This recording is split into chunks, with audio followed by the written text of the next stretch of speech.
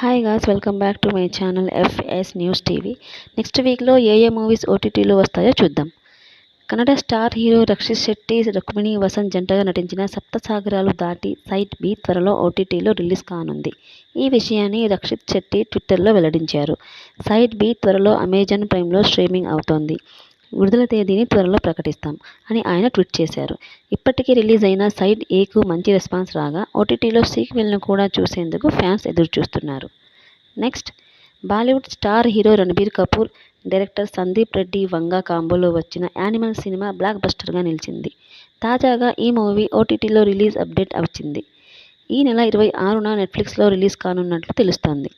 థియేటర్లో ప్రదర్శించిన దానికంటే ఎక్కువ నిడివితో ఈ మూవీ స్క్రీనింగ్ కానుంది. మొత్తం 3 గంటల 29 నిమిషాల 34 సెకండ్ల రన్ టైమ్తో ఉంటుందంట. నెక్స్ట్, మలయాళంలో బ్లాక్ బస్టర్ హిట్ కొట్టిన నేరు సినిమా ఓటీటీ విడుదల తేదీ ఖరారైంది.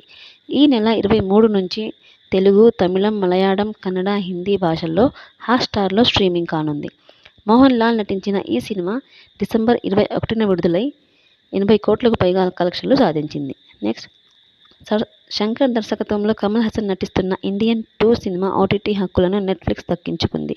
అలాగే విక్రమ్ నటించిన తంగలన్ మూవీ హక్కులను కూడా తామే సొంతం చేసుకున్నట్లు ఆ సంస్థ ప్రకటించింది. ఈ సినిమాలు థియేటర్లలో విడుదలైన కొన్ని రోజులకు ఓటీటీలో స్ట్రీమింగ్ కానున్నాయి. ఇలాంటి మరిన్ని న్యూస్ కోసం ఈ ఛానల్ను సబ్స్క్రైబ్ చేసుకోండి. Thanks for watching.